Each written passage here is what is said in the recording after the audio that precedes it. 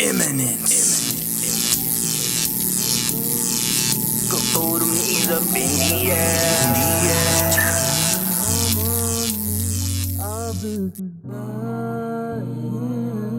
9, 8, 7. We have a go for main engine start. 4, 3, 2, 1, and liftoff. It's the SFL nights it's the SFL nights with A.J.Striker, with A.J.Striker. It's the SFL nights it's the SFL nights with A.J.Striker, with A.J.Striker. Ashley Jackson about the action.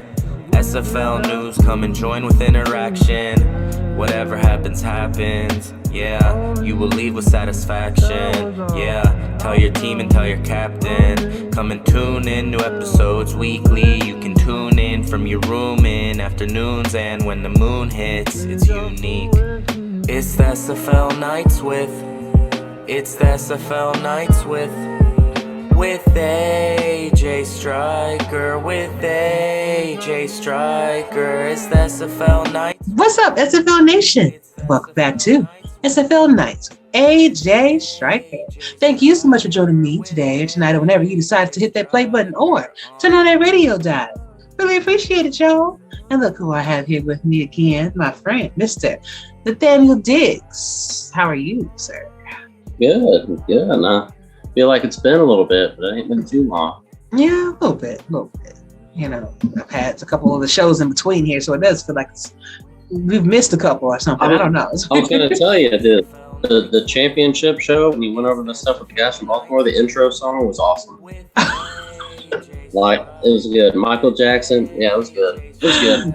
Man, thank you. Listen, I wish I wrote it. I wish I had anything to do with that mix, but I got the link in the description for that. I literally listen to that every day when I want to get hyped to go work out or something. That's it right there. But it matched. Thank you.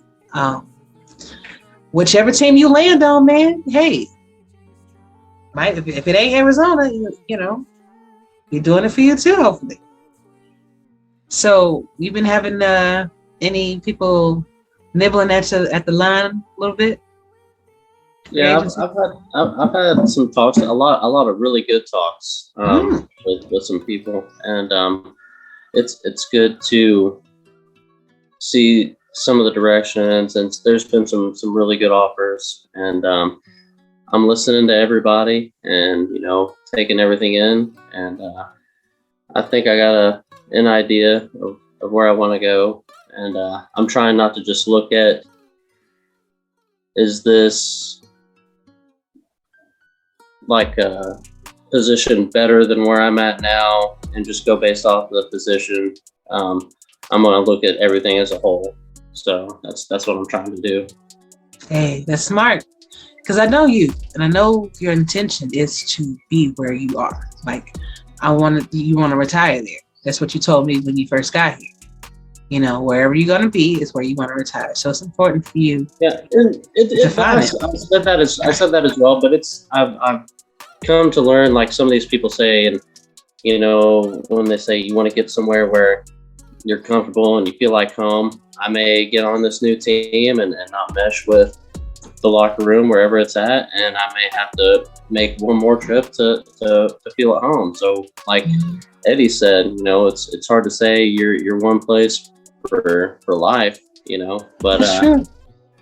I'm gonna say this affectionately. We're trying to find a spot.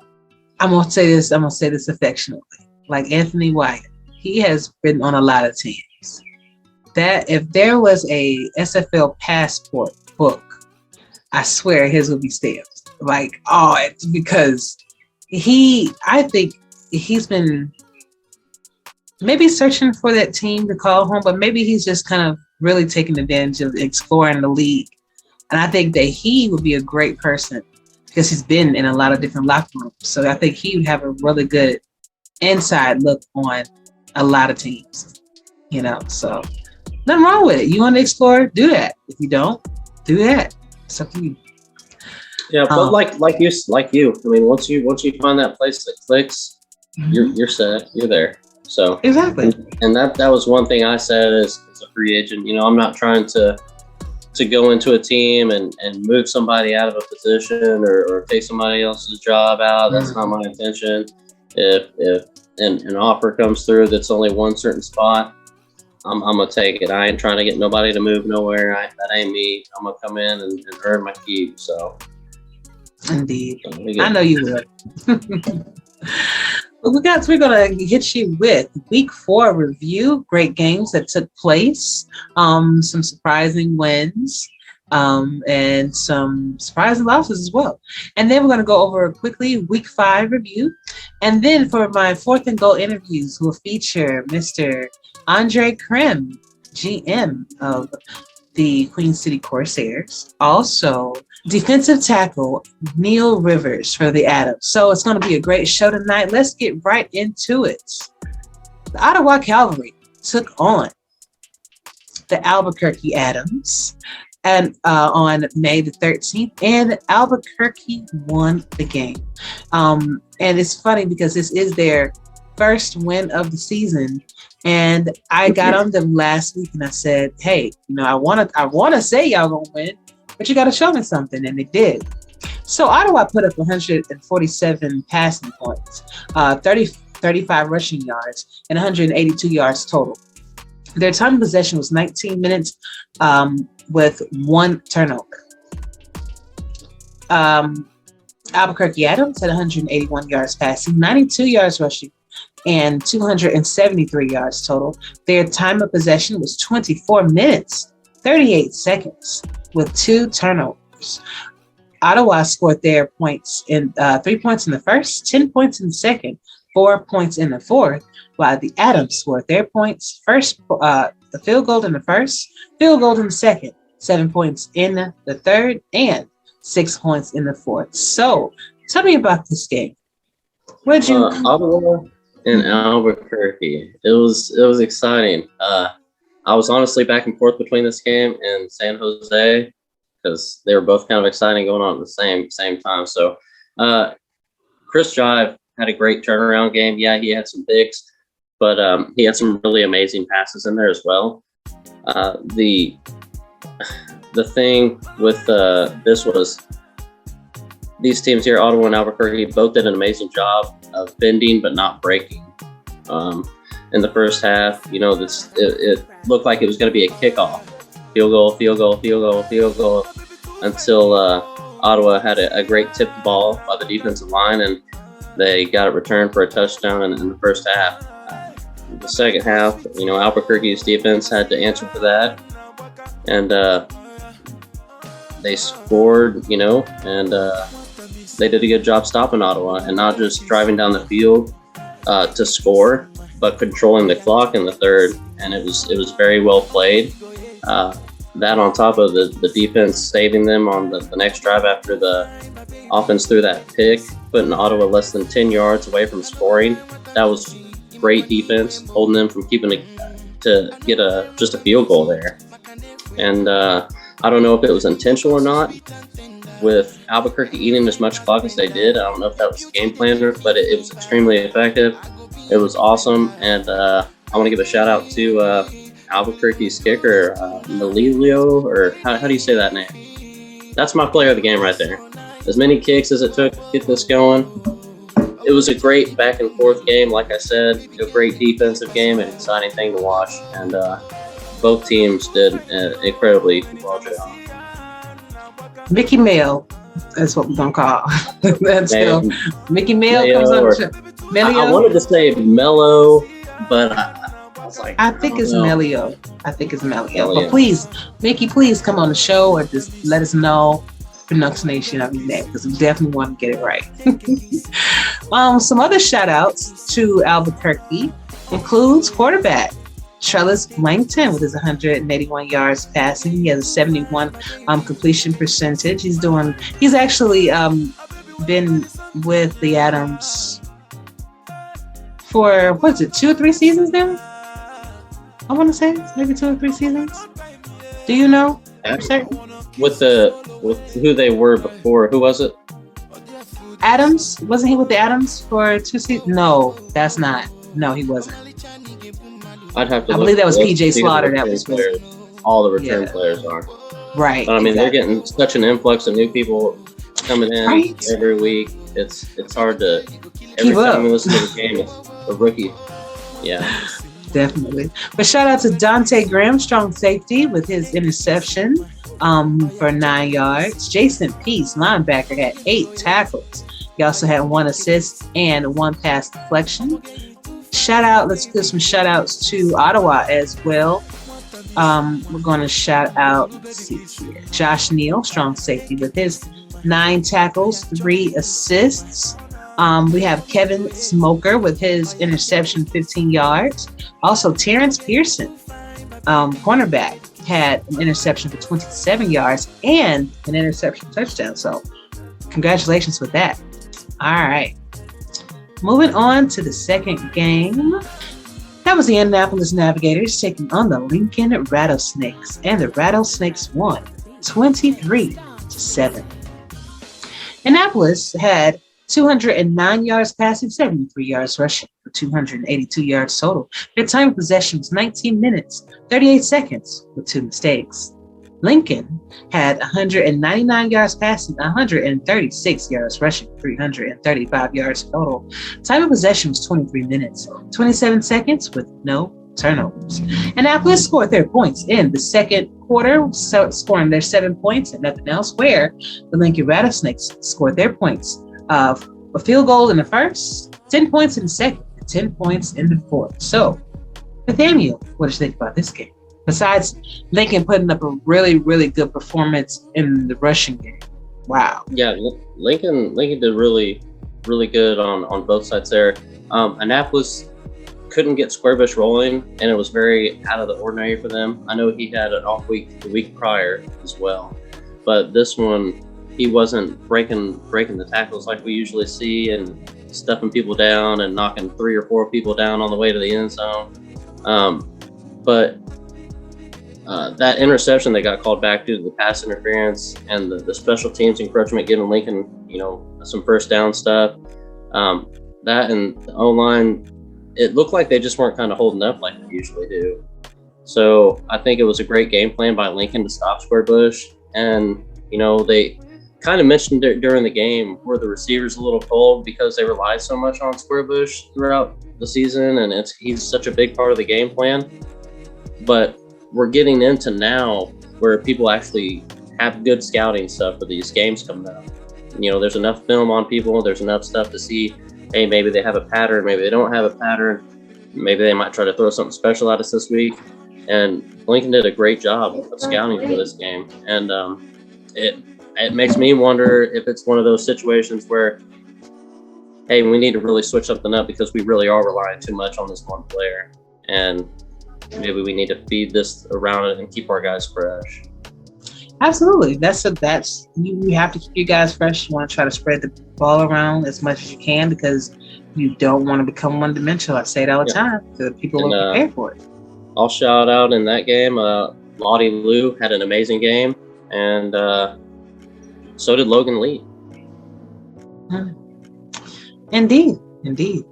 I'm also going to shout out Indianapolis Navigators. Right. Okay, first of all, shout out to Randy Squarebush. Even though he didn't score any rushing touchdowns, he did get a reception touchdown. He still got over 100 yards too, didn't he? He was like one something. No. Maybe. Yeah, I think he still had over 100 rushing yards, or it was all-purpose yards. Maybe. Okay, maybe I think I'm reading wrong. It's all right. But you got me, and I appreciate that because you got me. Let's see.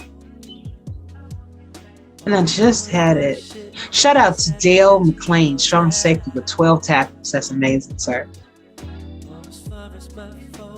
For the Lincoln Rattlesnakes, I also shout out to Logan Lee with his 24 carries, 136 yards, and 2 rushing touchdowns.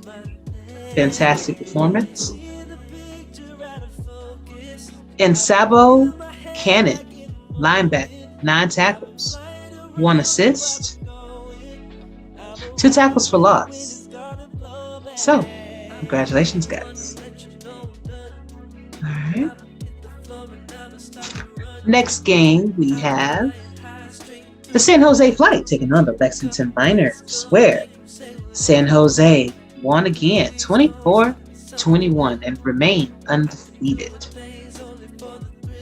San Jose had 258 yards passing, 70 yards rushing for 328 yards total. Their time of possession was 24 minutes, 24 seconds, 4 turnovers. Very unusual. Lexington Miners had 104 yards passing, 107 yards rushing, 211 yards total. Time of possession was 25 minutes, 13 seconds, 1 mistake. Now, Lexington scored 14 points in the first quarter and 7 points in the third, nothing else, whereas San Jose scored 14 points in the second and 7 points in the fourth and 3 points in overtime to win the game. So, it looks like San Jose had a little a tough time with the Lexington Miners. Nathaniel, they was able to stop their rushing game, or at least stifle it and get theirs off the ground. They actually created 4 turnovers from the Flight, which is a little unusual, would you say? Yeah, they did a great job holding Bacon after Bacon had that monster game. But at the same time, they really shut down a lot of that passing game. I mean, Lexington did a great job at the start, like you said, with a 3-and-out, and played well on the first drive. They had a pass that should have been a pick 6 right off the start, and props to Alacio on a great play on the ball on that. Could have held on to it. But Lexington started off fast, like you said, fast and heavy with the 2 touchdowns, capitalizing on a turnover. I was worried for a second with San Jose not able to get the ball rolling until midway through the second. They shut down that pass, and that's what they expected. They shut down that mid-pass game and everything, and that's where some of these turnovers came from. But I think the punt they had, and at the midway through the second, got them in that great field position and really gave them some momentum that they needed to roll into the half. And with Lexington taking the lead in the third quarter with a beautiful pass touchdown in the end zone and getting that interception later, I thought the tide changed. But this game was definitely the game of the week. It was so back and forth. As soon as the momentum was going in Lexington's favor, it would go over to San Jose's favor. And then as soon as San Jose was in the zone, it would go right back over to Lexington. And it went all the way like that until overtime. And overtime, it was still like that. Lexington actually could have won that game. They had 2 opportunities. They batted down a pass and could have had an interception and got the ball back. But, it fell back into like one of the games last week. They got pushed back far enough in overtime. The punt still put San Jose in great field position. They had an amazing pass down the field, kicked the field goal, and won it. It was a well-deserved game, and it was a close call for San Jose on that one. But like I said, this is where these scouting of games and people's game plans are getting looked at, and I'm anxious to see what San Jose pulls out next week, because they're obviously going to change something up. So they have to, especially by them losing KJ and Adam Chance, to ownership. Congratulations, guys, by the way. Yeah, congrats. So they lost a linebacker, and Adam has been a beast. Actually, both of them have. But Adam seems to have scored interception in pretty much, I think, almost every game that he had. But he even had a touchdown in this one, and 9 tackles, and 2 assists. I think the one play I thought was really awesome. It was Sipe. It was to tie it up before overtime, and I think they were like 10 yards away. Sipe could have walked that in. He could have walked it in for a touchdown, but he chucked it in there real quick. It would have been nice to see him kind of scoot it on in, but I was yelling at the screen like, run for it. But, he passed it in there. But, it was a great game. Like I said, definitely game of the week. Right, and then that's important. You know what I mean? Because you want to keep it interesting, and when you love those close games because you never know what to expect. A shout out Jay Viper with his 10 receptions, 111 yards, 1 reception touchdown, 24 long. let's see. We're going to give some more shout outs to everybody. I kind of like to just do a little bit from each team, as we all know. And you've already shouted out KJ, Adam. So we're going to scoot over to Lexington Miners. We're going to do a special shout out to Christian Pierce with running back. 25 carries, 83 yards, 1 rushing touchdown, 9 yards. And we're going to do a special shout out to Isabella Blackwell. I loved it. Isabella Blackwell. Strong safety. 11 tackles, 2 assists, 1 interception, 26 yards. All right, girl. And also shout out to Ty Woodson, cornerback, with 4 tackles, 2 assists, 1 tackle for loss, 3 pass deflections, 1 interception, and 1 interception. Awesome job, guys. Doing work over there.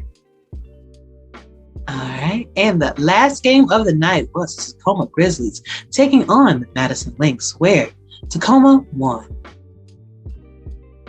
27-13. Tacoma had 314 yards passing, with only 33 yards rushing, 347 yards total. Their time of possession was 22 minutes, 7 seconds, 2 mistakes. The Lynx had 275 yards passing, 42 yards rushing for 317 yards total. Their time of possession was 21 minutes, 20 seconds, 2 mistakes. Tacoma scored 7 points in the first, 10 points in the third, and 10 points in the fourth, whereas Madison scored 3 points in the second, 3 points in the third, and 7 points in the fourth quarter. So tell us about this game, Ben. I don't know if I can gather myself to speak, but it hurts.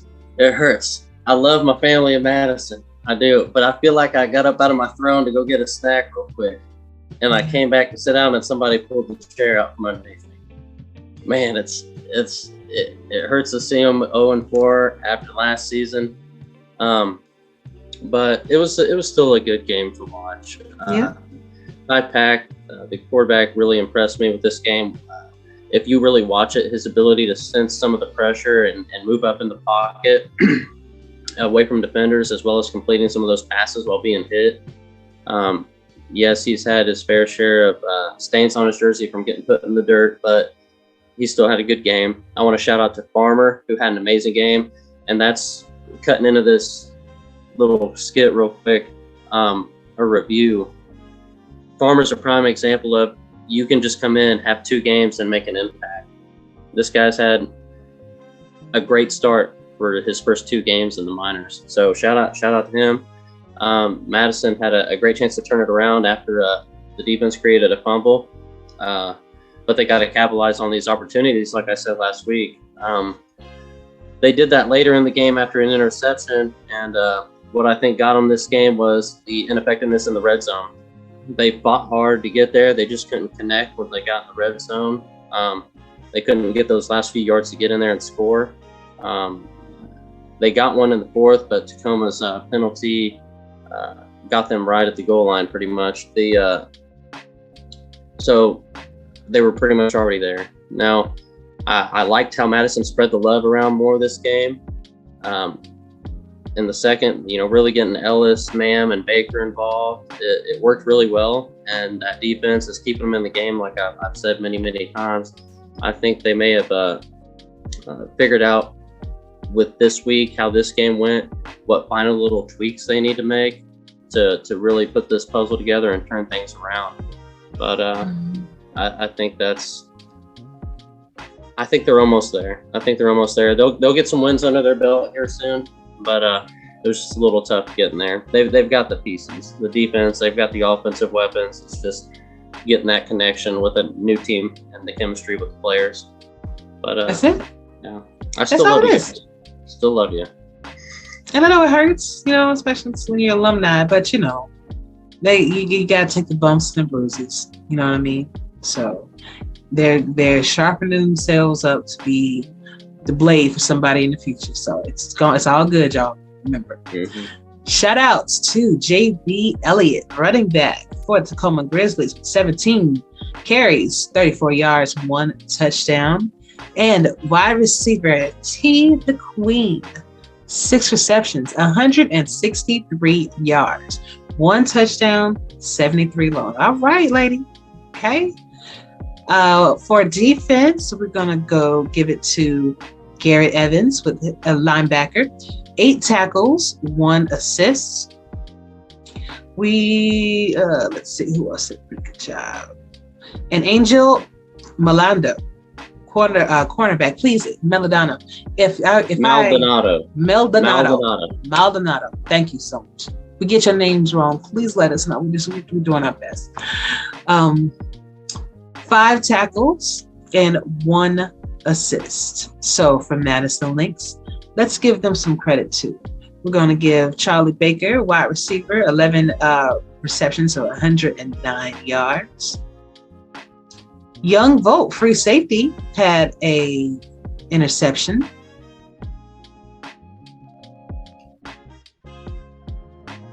Mike Mello, defensive end, had 2 tackles, 1 assist, and 1 sack. And Anthony Barnard, defensive end, had 4 tackles, 1 sack, and 2 tackles for loss. So, congratulations to all the winners, to all the losers. Back to the drawing board. Understand that this is a process in your growth. So, don't take things too seriously, okay? Week 5 review. So, on the 27th. Now, please keep in mind, everybody, that the SFLm is on a bye week this week. So, games will be returning on the 27th, and we can't wait. 27, the Albuquerque Adams will be taking on the Lexington Miners, and this is going to be a fantastic game. It's going to be exciting. Both teams are trying to get more wins in the column, and I think that the Albuquerque Adams are going to come in with guns blazing, and I think it may be just a little bit too much for Lexington to handle. So I don't think it's going to be a large margin, but I think that the Adams are going to take it by 3 points again. Yeah, I'm going to let you do the analytics on this one, and I'm just going to pick this week. So, like you said, I'm going to agree. I think I'm going to pick Albuquerque this week. Both of these are very good defensive teams. So I think it'll be a close defensive game, and I think it'll come down to maybe who has the ball last. But I'm going to pull with you and go Albuquerque in this one. All right. Now the Ottawa Cavalry will be taking on the Annapolis Navigators, also on the 27th. Let's see. Annapolis just came off a loss. So did Ottawa. They're both going to be firing on all cylinders with this. I just think that Annapolis is going to go a little bit further. I think they're going to take the win by 7 points. I think this is going to come down to Annapolis's game plan. The past 2 weeks haven't worked for them. You need to figure something else besides square bush and get that going. But Ottawa played very well at the beginning of the season. They had a tough game last week. I'm pulling for Ottawa in this one. Yeah. I'm trying to give them some hope, man. I'm trying.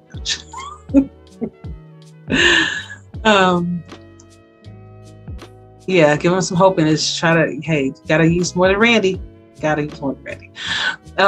Lincoln Rattlesnakes, we're taking on the Tacoma Grizzlies. It's going to be a really good matchup.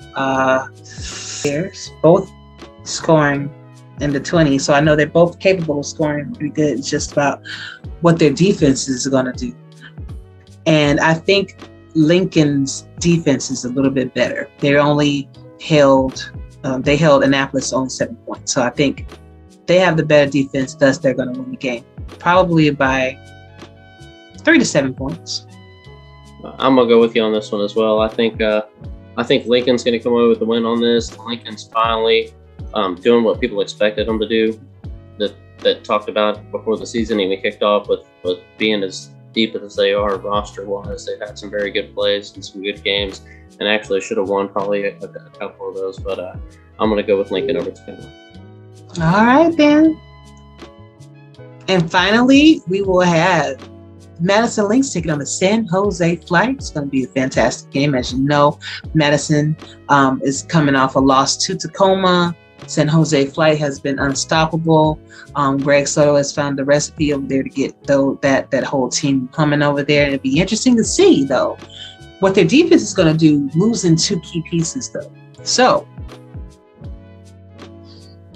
that said, though, I think that if San Jose's offense can still score the points that they need, because we're uncertain about the defense at this point, I think they still stand a good chance. So I'm going to still give the win, even though they're missing 2 key pieces now, to San Jose. Yeah, I'm going to give, like I said, I'm going to give Madison another week to kind of figure out the little kinks. I think that, like I said, they're right there. They get better and better each week offensively, but I don't know. This is a tough opponent to go against. Defensive-wise, I think Madison can hold it, but I don't think they're going to be able to do enough to stop the leak. So I think San Jose is going to come away with the win on this one, and they just have too many offensive weapons, like Maldonado and Fowler. Sorry, him and Fowler have been doing good together. And Maldonado has had an amazing season. I played with him the last couple games of the season last year, and I spoke highly of him. I thought he played well enough to take over that linebacker spot in the middle, and he did. I expect big things from him. He had a great interview, and I think he'll go high. He'll go high when the draft comes. But I'm going to give the win to San Jose this week, and I think next week when they go against the Adams, they'll have a better chance to get that first win. All right. Well, again, we're gonna see now. Let's just say this right now. Just because we pick against you, that does not mean that we are rooting against you. This is just guesses. We're just having fun. And I don't want anybody to take this too seriously. We don't know what the outcome is. I feel like I have to say that sometimes. But it's nothing personal. If you don't like it, just prove us wrong. And again, I don't mind saying, hey, y'all did your thing like the Adams. I told you to do your thing. You did it. Congratulations. But Nathaniel, thank you so much for your help with this. And we move on now to my 4th and goal interviews. Coming right up. All right. All right, SFL Nation, welcome back to my 4th and goal interview with Mr. Andre Krimm. He is the defensive end. Make sure I get that right. Yep. Okay, defensive end as well as otherwise known as Tom Riddell. That's right, and GM of Queen City Corsairs, one of our cornerstone teams in the community. How are you doing? Not too bad. Not too bad. That's good to hear. That's good to hear, man. Glad you had time to come on the show. Got a lot to talk about.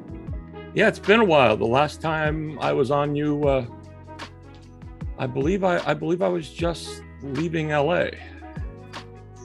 That was nearly 2 seasons ago. Wow. So where is the time going? Everybody keeps telling me it doesn't seem like it's been that long. Yeah.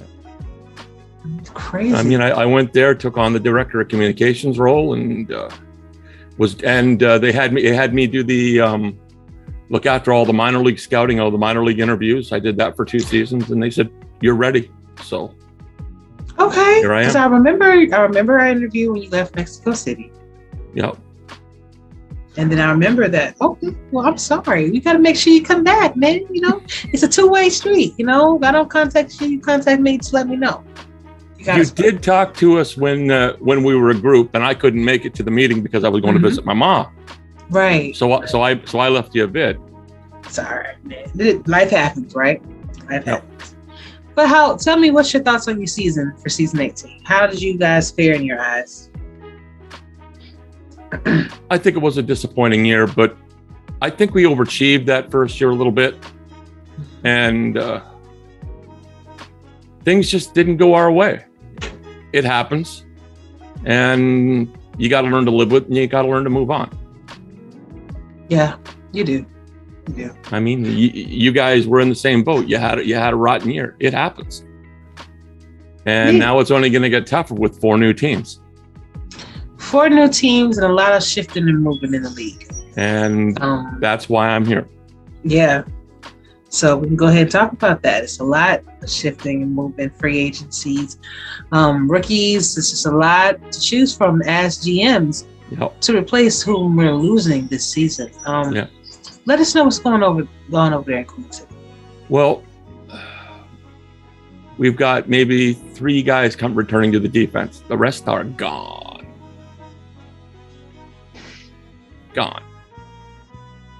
Now, hopefully we're able to pick up some free agents to fill some of those holes, and then we're going to be a really young defense with the rest, because they'll be draftees. Right. But the one thing I can tell them, Eric Barkley gave me a home. It took me a while to find my place in this league. You want a home? Come to Queen City. We'll look after you. I mean, you are 4-time championship winners. Yes, I mean, yes, ma'am. It's a lot of accolades that come with that, ball club.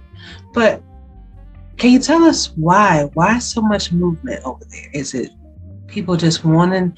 Is it because we do have the 4 new teams and it just seems so appealing to test the waters now? Or what's? I think 4 new teams. The fact that we weren't competitive, that probably had a way, and some guys, they'd been there for a while. They'd been there 4 or 5 seasons. Right. And for them, they wanted to change. I can't blame them. Things happen. Mm-hmm. Very true. I mean, like Mark Mello, for instance, for us, he's been with me since Tulsa, since starting in season 12. So when you have those bonds, I mean, you'll still be able to talk to him. It's not like I can't, but it's different, when you lose people that, you're close to, that are no longer your teammates and things like that. And it's because he wanted to test the waters. He wanted to explore what other locker rooms is like. And there's absolutely nothing wrong with that, I guess selfishly, especially when you're cool with someone, selfishly you do want them to stay because they're your buddy, they're your friend, but you also got to let them go out here because they're paying their money just like you. And if it's a situation to where you're not happy for whatever reason, or even if it's not that, they just want to explore, because I've been on this team forever and I just want to see what it's like somewhere else. Nothing wrong with that, So, I've been close to BJ for ages. I mean, when the first time he tried to get a bid out in Detroit, he talked to me about going there before going to LA. Unfortunately, he didn't get it that time.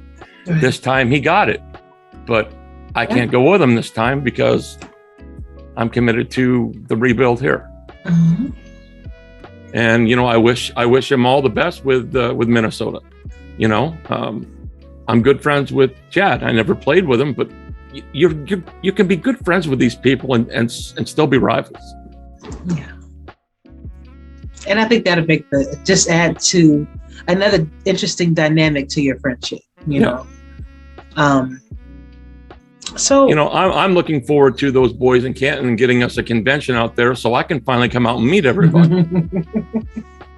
That would be nice. I can't go to Vegas too far. Canton's 5 hours. I can go. Listen, I think it's amazing. All of the new owners, congratulations. Absolutely. For your accomplishment. I know that was not easy. I know that was probably nerve-wracking. Yep. Just waiting for basically a group of people to determine your fate in this league. No matter how much you think you deserve it, these people are ultimately going to have that say so. And it worked out for some and not for others. You just got to remember, like Kai Eaton is a great example. Yep. He went up there 3 times. The 3rd time was a charm. Yep. But it took him to fail twice in order for him to get it right and get what he needed to do done. So, hey. And Ethan is one of the nicest guys you'd ever want to meet. He, Indeed. When I took over here, he reached out to me and said, hey, look, if you need some advice, and that's the one thing about the GMs in our community. They've reached out to me, walking me in and said, hey, we know you're in for it. Just keep your head down and keep plugging. And I thank them for that.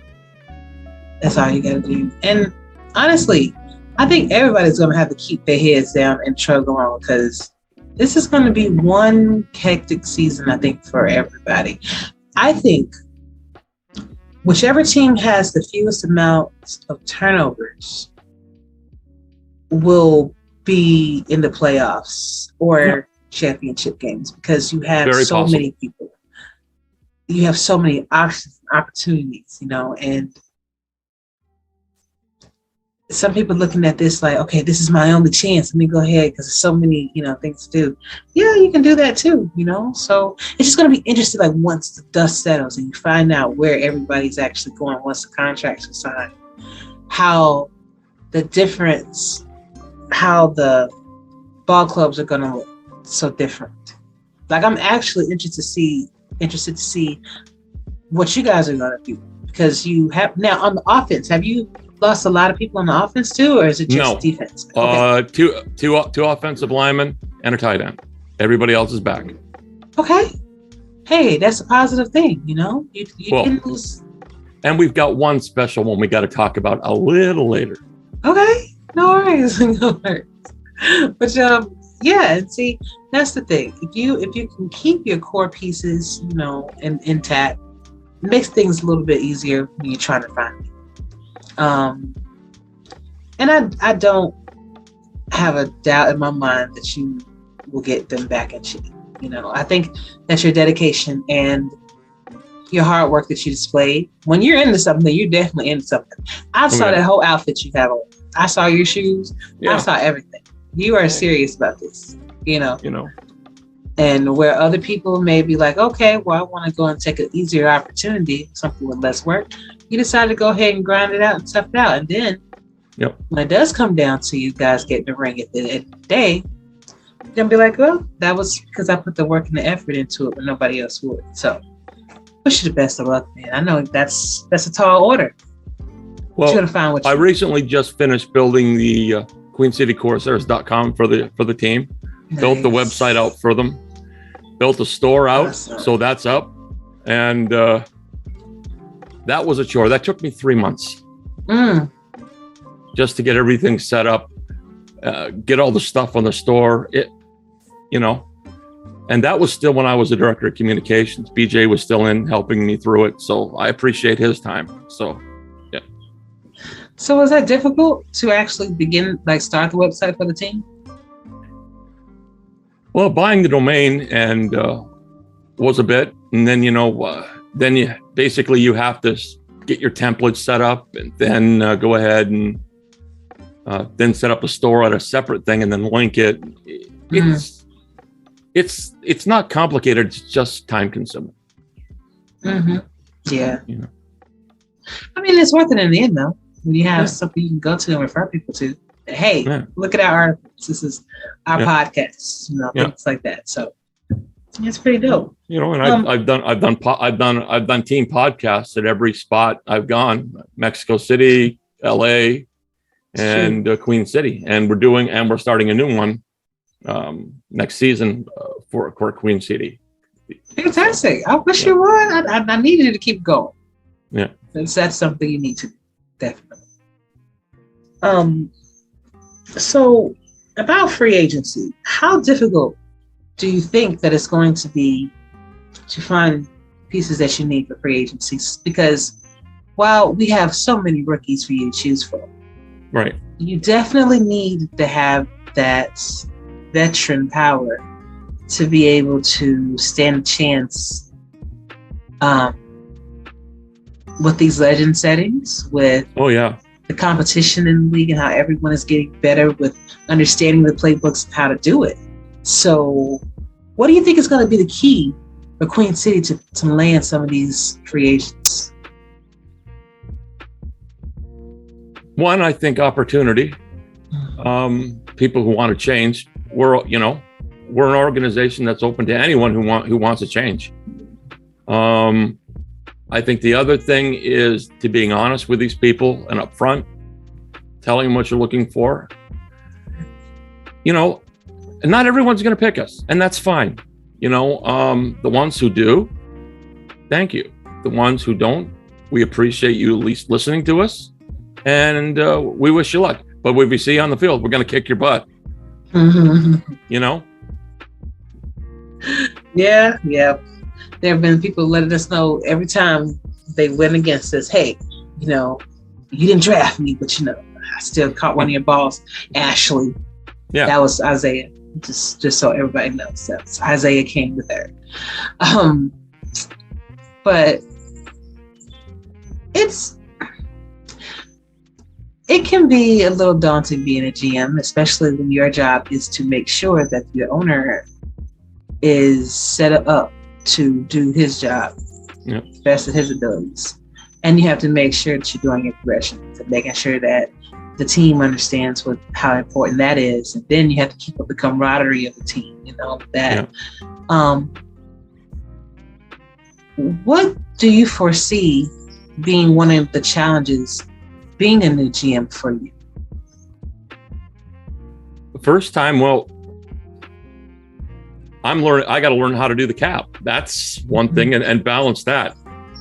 I'm just starting working on the cap sheets now and building my first draft board. That, you know, that's something, you know. Yeah. The interview process, I've done that several times. That's easy for me. Interviewing people, that's my strong suit. I love talking to people. You know, I love getting to know new people. You know, my grandmother used to say, a stranger is just a friend you haven't met. Nice. You know, so those are the two things. Probably, you know, learning to deal with your veterans, getting their contracts right, getting the rookies' contracts right, making sure everybody's happy. That's a chore. Just making sure everybody's happy. You know, BJ, before he went out the door, gave me this advice: do the best you can, keep your head down, and keep going. You'll be fine. I've taught you well. You'll do it. And, you know, I appreciate what he taught me along the way before he dipped and went to Minnesota. You know, I owe that man a lot. Eric Barkley. I don't think I could GM for any other person in this league right now, because this man checks on me every day, says, hey, how's you? How's the dog? What's up? You know, when you got a guy like that, you want to go through a wall for him. Like I said, it took me a while to find my place in this league, and I'm finally found it. I'm glad. Yeah. I know it's been a search for you, man. I've watched you grow. I've watched you go to different places and try to find your home. I'm glad you did, you know, and it's about you taking the reins down. This is not a task that you can't do. As long as you try to be as organized as possible. Yeah. And ask a lot of questions. I know I get on Eddie and Jay's nerves. Just asking questions, and especially if it's something I don't understand. Yep, I'm gonna sit here and I'm gonna ask you until I understand, because this is something that's important. So yeah, man, don't feel. I don't want you to feel like overwhelmed, because it's a simple way to do things. It's all about how you perceive it. You know, you're gonna have days where it's gonna be a little tough, and I've had a few of those already. But you know what?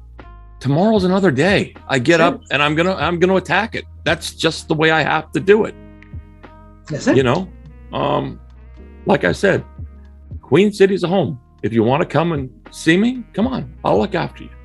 So why should rookies be excited about joining Queen City? I know you said that it's home, but what else does Queen City's locker room have to offer? So, and this messages can be for free agents too that may be considered going to Queen City. Like I said, a place to start over. And if I were to say one thing, a chance for a family. That's what I was looking for when I moved around. And I get a chance to build that now.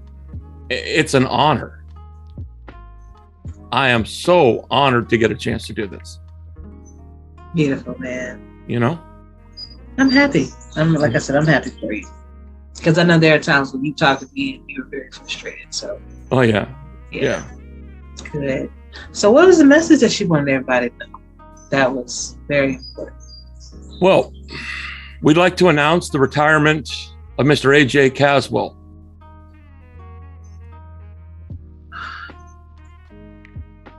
He's officially retired, and on the first game of the season, we will retire his number 16 to the rafters, and we thank him for his time. Whew. AJ, man. Yep. Did he say why? Just.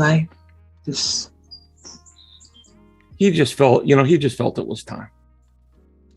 He's had his glory. He said now it's time to pass it on. And so if you're a quarterback, come talk to me. Right? We're open for business. There you go, man. AJ, I wish you the best.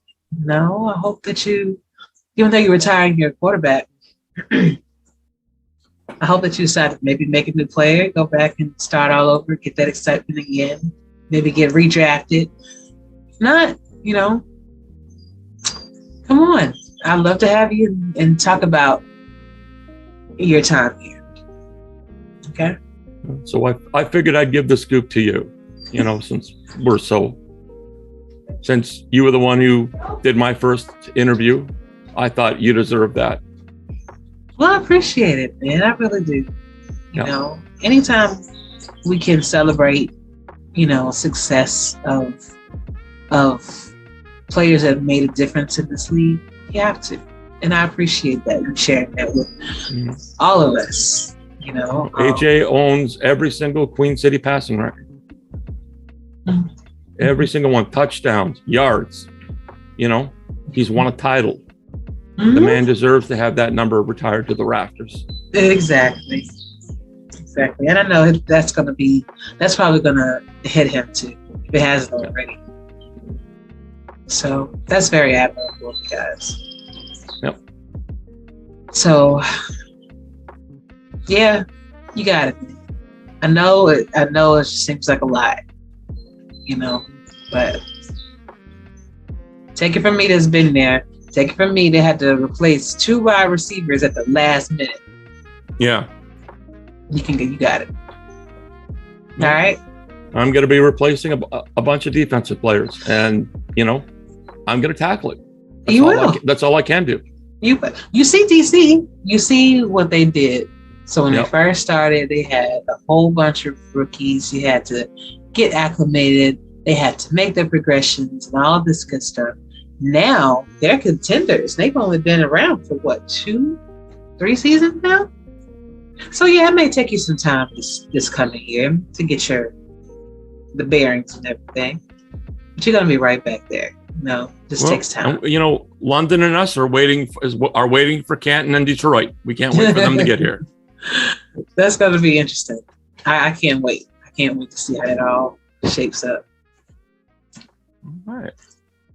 So what are you looking forward to the most about the off season? I mean, I know, like I said, you got your work cut out for you. Yeah. But are you going to kind of take some time off to kind of get your thoughts together, get everything organized first? No time. I got to work. It is a short season. I've got a head coach waiting for some players. I got an owner who needs me to step up. I got work to do. Right. You do. Just make sure that you're making time to rest up, because I will. Burning the candle from multiple ends will drive you to, not do things properly. So. Well, today I had 4 rookie interviews. Plus, I was working on the sheet. I started at 6 a.m, starting on the sheet, and then I'm finishing my day with you. So, well, I appreciate it. Yep. Glad I can help you in your day. Time. Yeah, man, I told you y'all can always come back.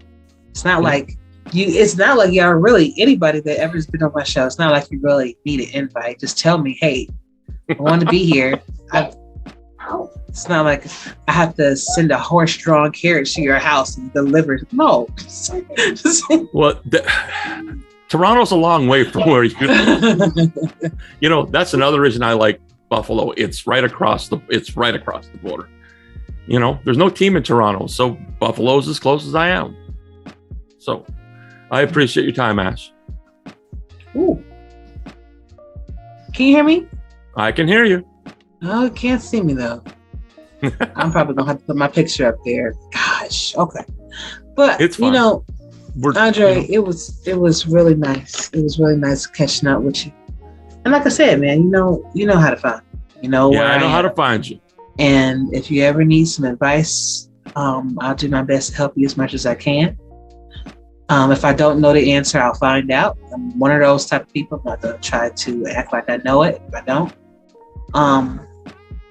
Especially when it's something this important. If it's something we're gagging about, Yeah. then that's one thing. But yeah. But is there anything else that you wanted to say to these lovely people before you leave? Any messages for the free? Well, you already did that, but any messages for the team that the players that remained for Queen City? Thank you for your faith in us. Yeah. We're gonna turn it around. Just give me some time. And thank you. Awesome. All right, Andre. I'll see you soon, brother. See you soon.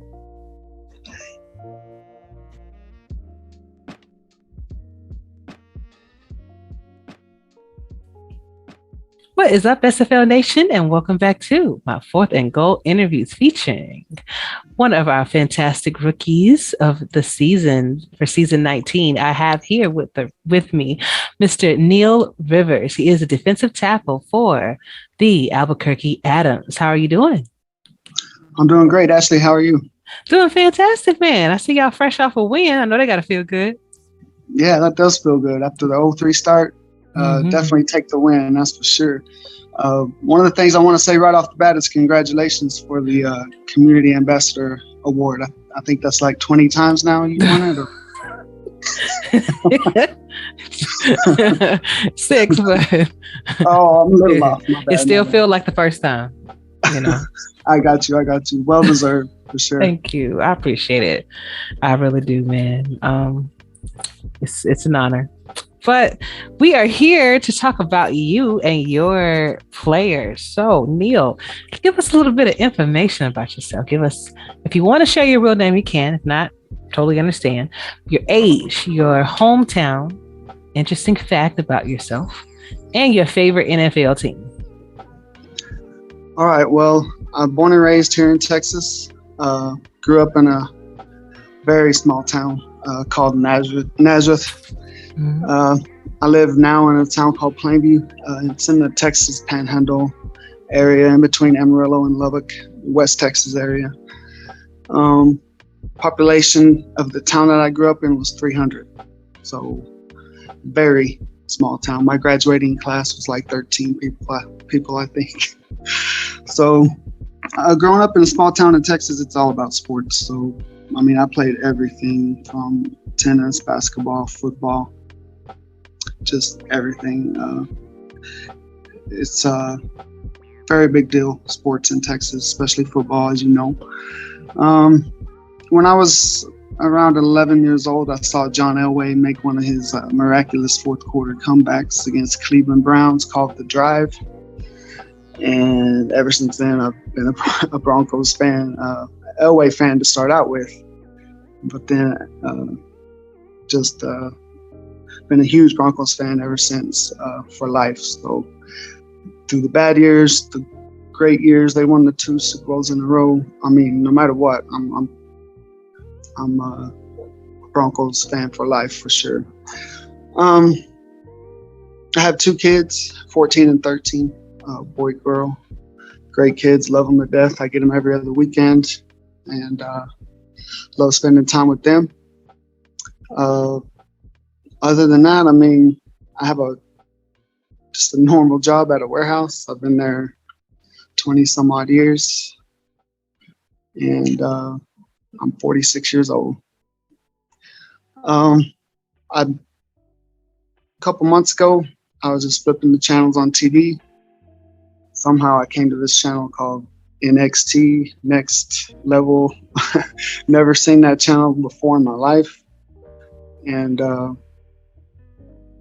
there was this football game on there, and I haven't been the same since. Like, just so pumped up about this league, and just can't. Just the announcers, the first game I heard was Mexico City, or first game I seen was Mexico City against Vancouver. And Mexico City had the last play of the game. It was like an 80-yard play all the way down to the 1 yard line. The Vancouver tackled them at the 1.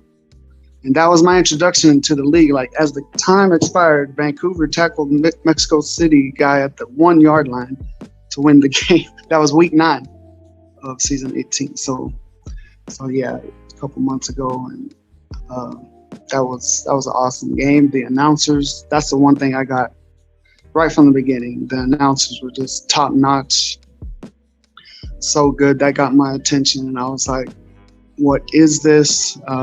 Couldn't stop thinking about the SFL, and the next week is when I actually joined, and anyone that knows me knows that I like NCAA March Madness, and I take off every week for that. And I saw my first SFL game the week before NCAA March Madness. And the next week when March Madness was playing and all the games were going on, I figured I would turn it over to the SFL games and turn it back to the college games. Well, I never turned it back to the college games. I kept it on the SFL. That's how much I like it and am into it. And it's just an amazing league. And I feel like I'm talking too much. I want to let you ask a question. No, you're good. And that is the reason why I love doing these shows. It's because I like for people to get their stories out there. And if you wanted to talk, for the next 2, 3, 4, 5 minutes, it's fine, because you're sharing your experiences. You're sharing something that maybe someone else needs to hear, because when you let people talk, you learn a lot. I have been reminded that definitely over the past few years. Just let people talk, and you can just learn a lot from them. Learn a lot about them. And I can probably talk for a while about the SFL. I'll tell you that right now. Hey, listen, I'm sure we all could, about our moments and, triumphant comebacks like you guys did for week 4, which was dope. We're going to talk about that. To, the shortcomings that you sometimes have, but it's a great place to be. And I think what keeps us here is the community. We can go on Twitch right now and watch somebody play a video game. We can watch people stream Madden or whatever. But it's different when you are actually hearing your name called by these fantastic announcers that we have. And for me, I think that's what draws a lot of people in, just like you. When you hear that excitement in their voices, and when you see the chat just going crazy with all of the excitement and the back and forth, and it's a lot. So I know why you're here too, and it's very interesting. I think you said you worked at the factory you're working at for 20 years. That does show longevity. So any team looking for somebody that's gonna be there, obviously he got a track record for being there, so it's a good thing. And I hear you play sports. So you play football. Which position did you play? Through junior high and high school, I played defensive tackle and offensive tackle. Such a small school, not many numbers, so you had to play in both ways. I mean, you started. Only time I came off the field was high school, was special teams, stuff like that. So, I mean, my game, I like being in the trenches. I've said it many times. I truly believe games are won and lost in the trenches at the line of scrimmage. If you win that line of scrimmage, more likely than not, you're going to win the game. And I just like crushing skulls in the backfield too, like blowing everything up and just get in the backfield, whether it's the fullback, the quarterback, the tailback, the wide receiver. If they want to run a screen and he has to run back my way, I'm an equal opportunity skull crusher. Okay, I'll tell you that right now. I'm ready to go. I've been ready to go, and just super pumped up about this league and playing some football for the Adams. And I'm just glad we definitely got that first win off our backs. And like I said in the chat, on the Adams chat that night, I said hopefully this gets us on a domino effect to start a roll to where we win a few in a row here, and you never know what can happen. Super proud of the team, the way we played and stepped up. We haven't, we had the 0-3 start. You have two choices at that point: curl up in a fetal position and try to make everyone feel sorry for you, or you can hold your head up high, stay positive, and just keep going, keep working at it. And no one in our locker room was pointing fingers. Bryant Dynasty or Josh Williams wasn't punching holes in the chalkboards or anything like that. So just it gave us confidence and just told us to hold on. We're going to get there. We're going to get there. And last night it all came to fruition, and we finally got that first win. It felt good. I mean, it should. You've actually built your player to be pretty effective. You've already had, from what I've counted, maybe unless I've missed something, you got 2 sacks already. And you got about maybe 11, 12 tackles. I see tackle for loss in there. I see pass deflections in there. So I see that you have been making a difference, even though it didn't necessarily pan out well for the team. So at that point, now you got that win under your belt. I know the locker room vibes are very good now because you know that you can do it. But then when you see it come to fruition, now you're like, yes, And then I did tell y'all last week, show me something, because I was like, so it's good. You proved me wrong, and I commend y'all for that. And that's why I say you never give up. Just make your progressions. Speaking of which, your player, is it based off a player in the NFL, or is he based off someone that maybe in your personal life? Not really. I mean, a little bit off of me, I guess, just from the standpoint of that's what I played as far as defensive tackle. That's what I want to play is defense. That's where my heart is. That just the aggressiveness and just making big hits in the backfield and sacks. But not just that and statistics for me, but if I can just get in the backfield and stop the fullback from going where he or she wants to go, then I can open up a lane for the linebacker to come in and make the tackle. Or the defensive end to come around and make a tackle. There's a lot you can do as a defensive tackle to help the team. So, it's been good. It really has. How easy or how difficult was it for you to sign up for a position? Was defensive? I know that you were defensive tackle. And I know that's pretty much what you sought, but was that the only positions that were kind of available to you all? Like, go through a little bit about your journey, even just joining the Discord, creating your player, and joining the locker room.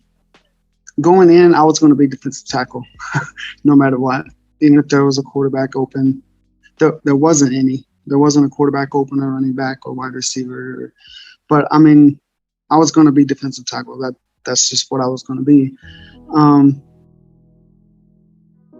It was a little difficult for me at the beginning, very beginning. But Bryant Dynasty helped me out tremendously, and so did Josh Williams. Helped me out to get it done. After I kind of hung around for a little while, I kind of figured everything out. But yeah, at the very beginning, I had a lot of questions. I felt like I was probably getting on Dynasty's nerves there for a little bit. He probably won't admit it, but I probably was. But they always said, every time I would tell them at the beginning, man, I'm sorry for all these questions, and they would just be like, no, don't worry about it. That's how you learn. And they've been nothing but supportive and helpful to me. And I'll let them both know that I appreciate everything they've done for me and helping me out. And Indeed.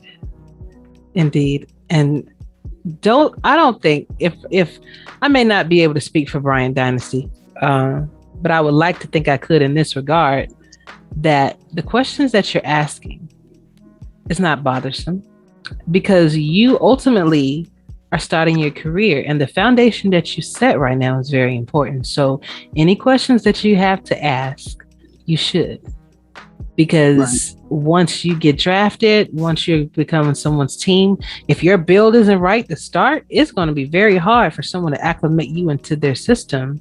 If your build isn't right, if you decided to go with all these animations against, that's not to say you are, I'm just saying just in general, like if someone just decided to go a different route other than what your coach is, they're telling you that for a reason. But if you decide that you want to do something on your own, that's cool.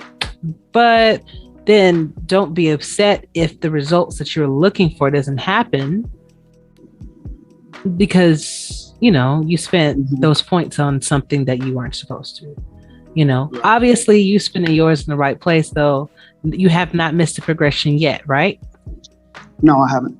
Good. Like I said a few weeks back in chat on SFLm, I said if I ever miss a progression, somebody better do a wellness check on me, because I'm not gonna miss a progression. I'm too pumped up about this league. It ain't happening. I got you. Do you aspire to be anything else besides player? Do you want to join the beat team? Want to join the broadcast team, the stats team? You know, it's a lot of things for you to do in the league, and not just be a player and get your money's worth out of it. Right. Last weekend was my first weekend to scout. Nice. So I scouted Ottawa, and a couple weeks ago I DM'd Josh Williams and I said, "Hey, I'm gonna scout the first half of a Annapolis game," and I said, "I'm just gonna do their offense, and I'm gonna send you what I got. I asked them to tell me if I did a good job or not. You know, I want to know how I do. I just test it out." And so I go to do it. You know, I'm just doing the first half of one team's offense, and I was like, I'll probably be done in 45 minutes or so, right? Well, I get in there after 45 minutes. I think I only had like 3 or 4 plays done. 3 or 4 plays done. I was like, whoa. But you know, Josh, he keeps telling me, you know, keep at it. You'll get better. And part of it is I just a little bit of a perfectionist. I want to make sure I got the plays right, and you know, the team's depending on me, the coaches is depending on me. I just want to make sure I do it right. I don't want the team to win because, you know, I got to play wrong, or, you know, however that works. You know, I just want to make sure I get it all right. And, you know, the speed and will come as I learn it more. That's actually what I kind of done a little bit of that today, scouting Lexington. They played San Jose last night, and that was a great game. Went to overtime and everything. But yeah, I've been working on that today, and I watched the championship game today, and just a super exciting time right now. It is. Everything going on. Just like when you said when the NCAA championship come around, and you have Sweet 16, Elite 8, and all that exciting feeling that goes around. You could feel it here too, and I could feel it even in the SFLm, because you guys are so excited. This is a new experience for you, but just to see yourselves out there, you know, every week improving as you progress. It's a beautiful thing, you know, and I just hope that everybody's enjoying their time here and asking the questions that you need to ask, being involved in your locker rooms as much as you can, letting people get to know you, and things like that. You know, speaking of San Jose Flight, they lost Adam Chance and they lost Christian Alacio to ownership, you know? And so I saw that. It's crazy because you just joined the league and you're a rookie and their dream came true, you know? That's a very rare thing. I think they joined like a couple weeks before me. Yeah. If I'm not mistaken. I think it was just a couple weeks. And but you know, congratulations to all those that won their bids. Ethan Kai. Yes. Great guy. Kai. There's nobody that works harder. I mean, there might be, I don't know. I'm just trying to say, I know how much time he puts into it. He runs the sims and all that. And I've just been listening to him or what he has to say, you know, on SFLm. And you can just tell he's all in, and he does a lot of work as a coach of Lexington, and he does a good job. So congratulations to him.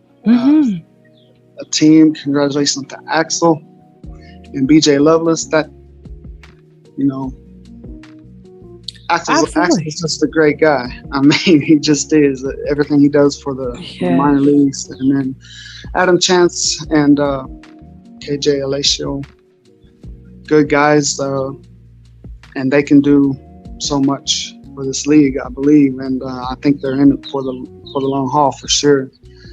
And Chad Rowland, is that his name?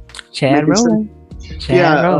I communicated with him just one time, but congrats to him too. He's been around a long time.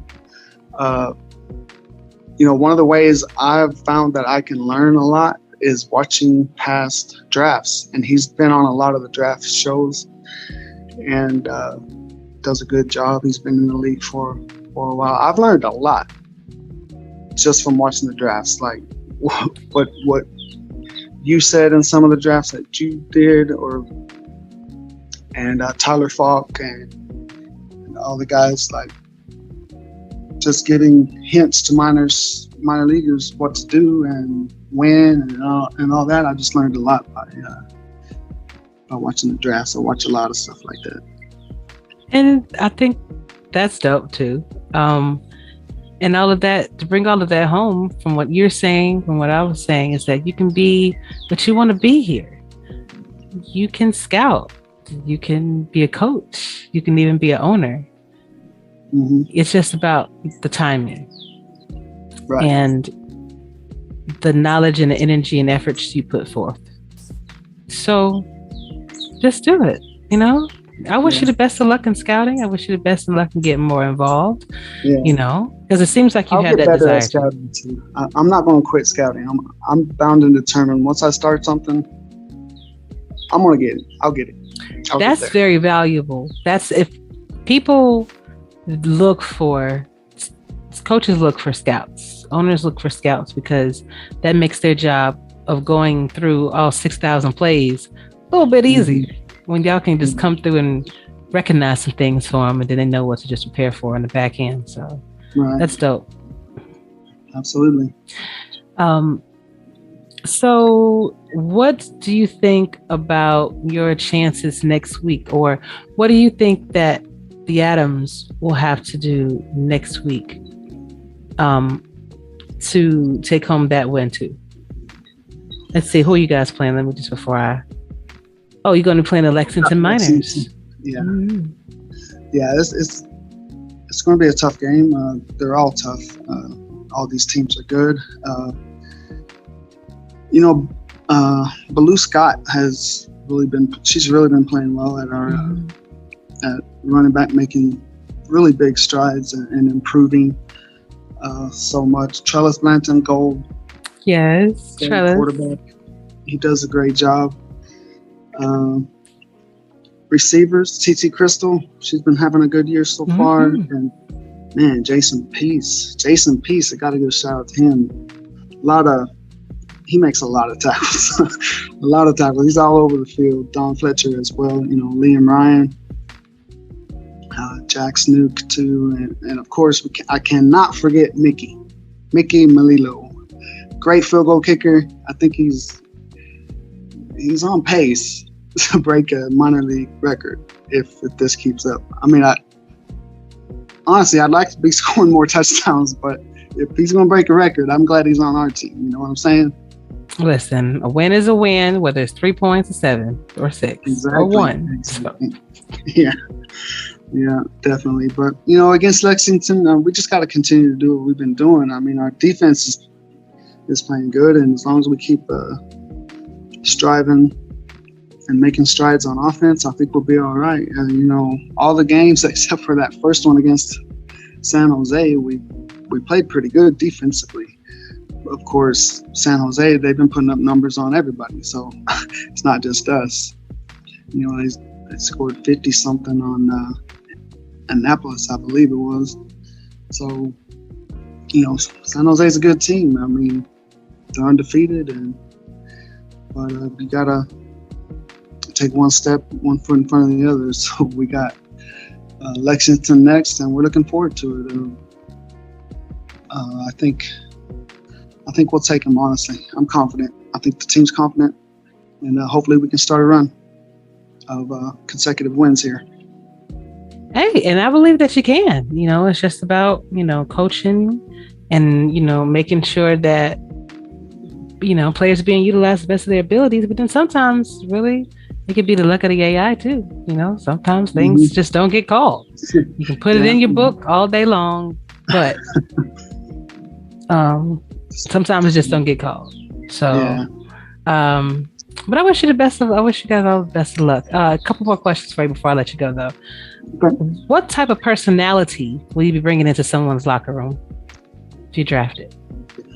I'm a very supportive person, like through thick and thin, good times and bad times. I'm just going to stay positive. I'm going to encourage my teammates, always encouraging my teammates to, keep your heads up, fight through it. I would hope that my teammates would tell you that I do my best to encourage people and be active. I try to be active. I'm not one of the most active on chat, but I try to stay out there and talk to people. I mean, I want to talk to people. I like talking. I don't know if you can tell, but I don't mind talking. I mean, that's how you meet people. That's how you're gonna get relationships and friendships and all that. So I just want to encourage people and in the locker room and keep our heads up at all times, through good times and bad, and have fun and win. I mean, that's the name of the game. You want to win. Everybody wants to win, and that makes this league very competitive. I mean, so everybody wants to win, and keep our heads up at all times, and let's just go play the hardest you can play at all times. All right, sounds good. Now, as a player going into someone's locker room, what are your expectations? Expectations? I mean, I want high goals, as most teams and most players want high goals. I believe in keeping your goals as high as possible. I've always told my kids in sports, don't make your goal where you can just barely reach it. I mean, make it as high as possible, and then you may not reach it, but you'll get higher than you were going to get if you weren't trying for it. You know what I'm saying? Like, just shoot for the stars, and you never know what's going to happen. And you obviously want to win, but I mean, the locker room's important. Family atmosphere and support through thick and thin and all that, like I just said. Hey, and that's what it is about. If anything, when you first come in the door and you get in that locker room, you're going to realize that you really are a part of a team, and the team, but a part of a community of people that you may not have met otherwise. I was just talking to, I forgot, was it Tyler Falk? I was talking to someone, and I was explaining to them, no, it was Jay-Z Bacon, and he had mentioned that, you can be across the entire world now, and still be able to communicate and talk to each other, things like that. No more telegrams and, postal coaches and stuff like that. But I think it's great for this community to have brought so many different people from all different walks of life, all different kinds of jobs, all different races, nationalities, preferences, everything. And It's a beautiful thing. And you all have this one common goal. And what keeps you here is the community and the family that you feel. So I really do hope that that's what you're feeling. That's what all of you rookies are feeling when you enter the league and go into your respective locker rooms. And when you go to the majors, I really hope that it's no difference really, except the people.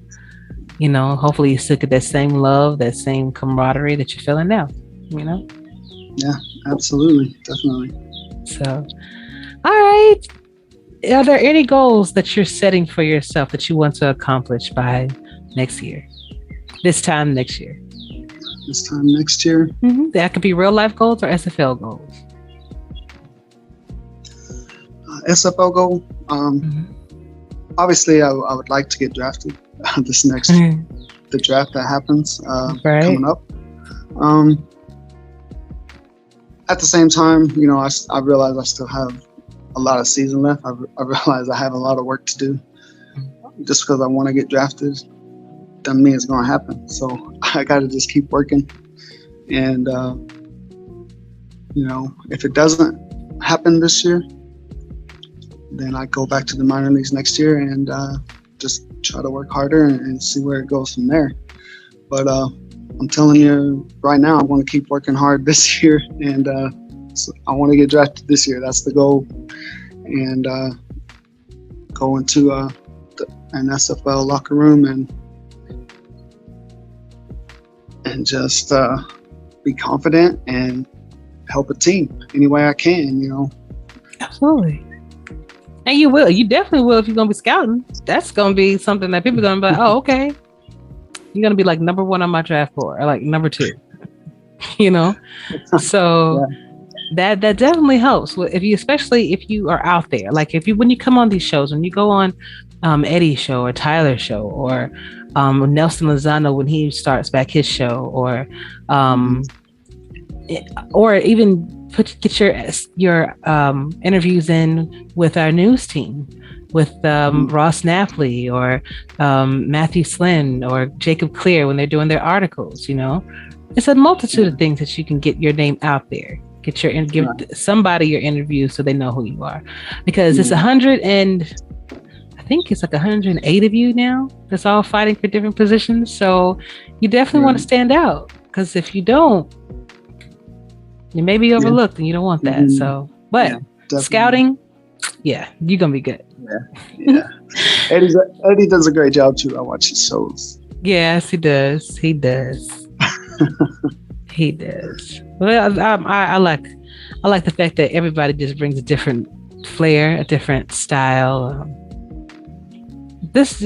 You get the whole vibe of the league if you watch everybody's show. If you're only watching one, then you're missing some other stuff. That's my thoughts on that. But exactly. The pleasure to meet you, Neal. You're definitely invited to come back on whenever you want to. The door is open if you want to come and review some games with me, kind of like what Nathaniel Diggs does. Just let me know and I can get you in. But before I let you go, is there any last words that you want to give to everybody? Maybe just a few things. First and foremost, I want to say congratulations to Baltimore for getting that championship. And congratulations to Lone Star as well. A lot of teams would have loved to have been in their position to have that chance.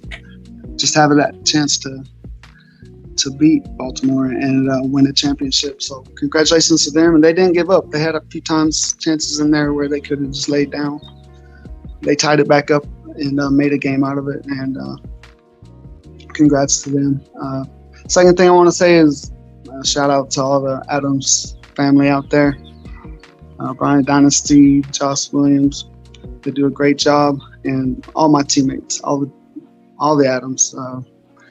Shout out to them, and let's make it 2 in a row this week and get another W. Last thing I wanted to say, a few weeks ago, I had some free time, and I'm kind of a history guy. If I learned something new, then I want to know the history, kind of, and how it was formed or whatever. So I got on YouTube on the SFL channel, and I was like, man, I want to find the oldest video I can possibly find on the SFL. Just something I can find, to learn about it. And I was scrolling on YouTube, and I came across a video of the first convention / Hall of Fame induction. And man, I watched that whole video from start to finish. Max Fallon was the host, and Rocco Marconi, Eric Barkley, DR Sim, and Jermaine Smith, Andrew Rastelli, all of them were there. Of course, Cam was there. But one thing really caught my attention, and that was Matt Wilson. He gave his speech, and I was just like, at the time when I saw the video, I didn't know that he was in a wheelchair. I had no idea. I knew he was the quarterback from Mexico City, and I knew that he'd done some broadcasting, and I'd heard him broadcast, but I never seen that he was in a wheelchair. And he gave his speech and stuff, and I was just like, wow. I mean, that really spoke volumes to me,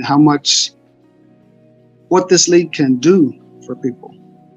For people from all parts of life. Like, it's just amazing. This league can do so much for so many people, and it just spoke volumes to me for sure.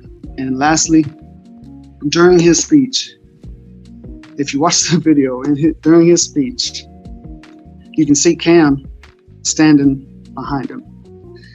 And towards the end of Matt's speech, Cam kind of walks over towards a wall, and he's kind of looking at a wall, and I'm like, what is he doing? There's nothing on that wall, right?